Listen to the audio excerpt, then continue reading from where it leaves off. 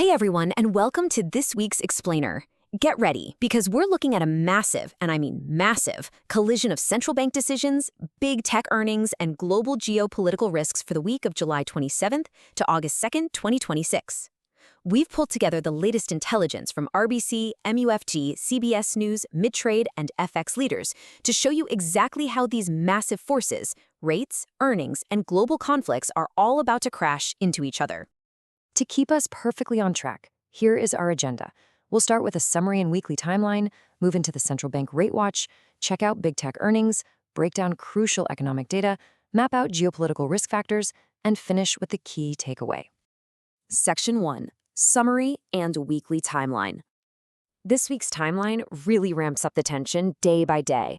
Tuesday kicks things off with heavy industry and consumer staples. We're talking Boeing, Coca-Cola, and Ford. But then Wednesday is an absolute monster of a day. We've got the Federal Reserve rate decision dropping right alongside earnings from Microsoft and Meta. And if that wasn't enough, Thursday hits us with the Bank of England rate decision, Amazon and Apple earnings, plus the all-important U.S. core PCE inflation data. Talk about a packed schedule. Section 2. Central Bank Rate Watch. Now here's where it gets really interesting, and honestly a bit tense. We're seeing a glaring disagreement in the source data regarding the Federal Reserve. While CBS News and RBC both point to a clear consensus among 104 economists for a rate hold, Midtrade highlights something totally different. Futures traders are actively pricing in a 36% chance of a surprise rate hike.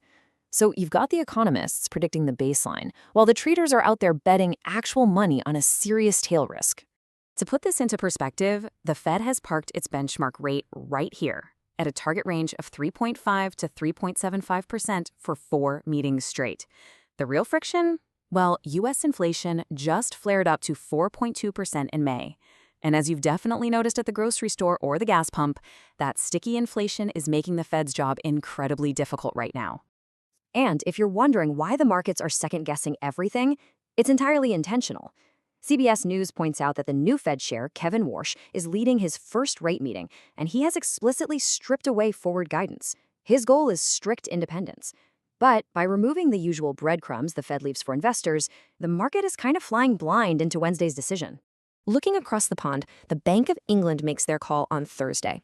According to MUFG research, the BOE is expected to maintain an active hold at 3.75% with a 7-2 vote split.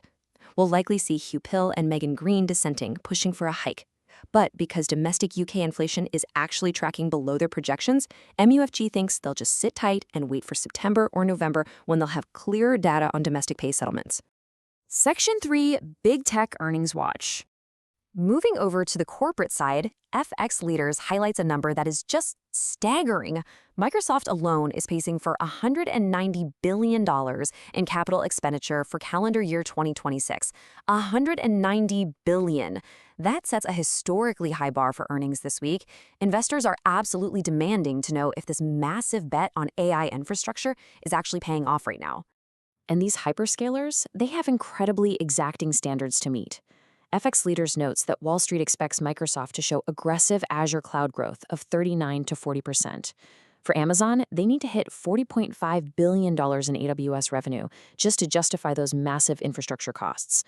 Over at Meta, everyone's watching to see if their $125 to $145 billion capex outlook will end up crushing their ad margins. And for Apple, they really need to prove their services revenue is holding strong between $31 and $32 billion. But we can't ignore the real economy either. FX Leaders points out some key things to watch outside of tech. For Ford, it's a battle between the strength of their commercial Pro division and the cash drag from their EV unit. For Boeing, analysts are laser-focused on their 737 and 787 delivery ramp-up and cash flow metrics. And Coca-Cola? The big question is whether their organic volume growth is relying way too much on price hikes, which could eventually push consumers away. Section 4. Crucial economic data. Okay, let's look at the data driving all this. RBC Economics projects a pretty solid 2.4% advanced Q2 GDP growth. That's largely being fueled by that massive AI infrastructure investment we just talked about, along with resilient consumer demand. But definitely keep an eye on Thursday's inflation read. It's a bit of a mixed bag. Core PCE is expected to tick up slightly because of sticky medical costs, while headline PCE is actually projected to drop, mostly due to a temporary dip in gas prices.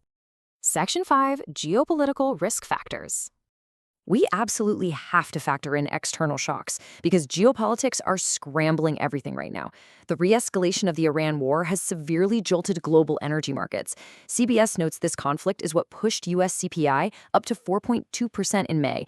MUFG highlights that UK natural gas has skyrocketed nearly 50% since June, and Brent crude briefly spiked to $100 a barrel before settling down.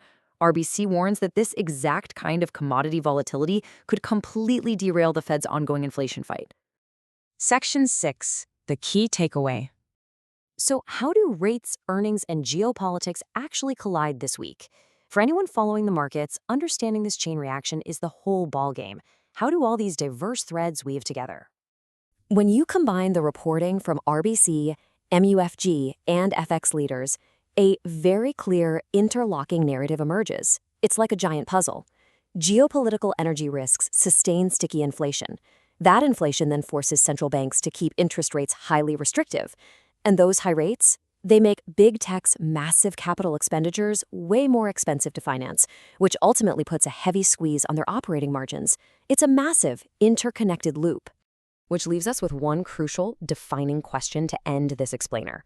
As all this data rolls in, from tech earnings to inflation metrics, will Wall Street's historic AI infrastructure bet withstand the intense pressure of higher for longer interest rates? We are about to find out if the AI spending boom can truly survive a hawkish macro environment. The numbers we see this week won't just reflect the past quarter. They are going to set the tone for the entire rest of the year.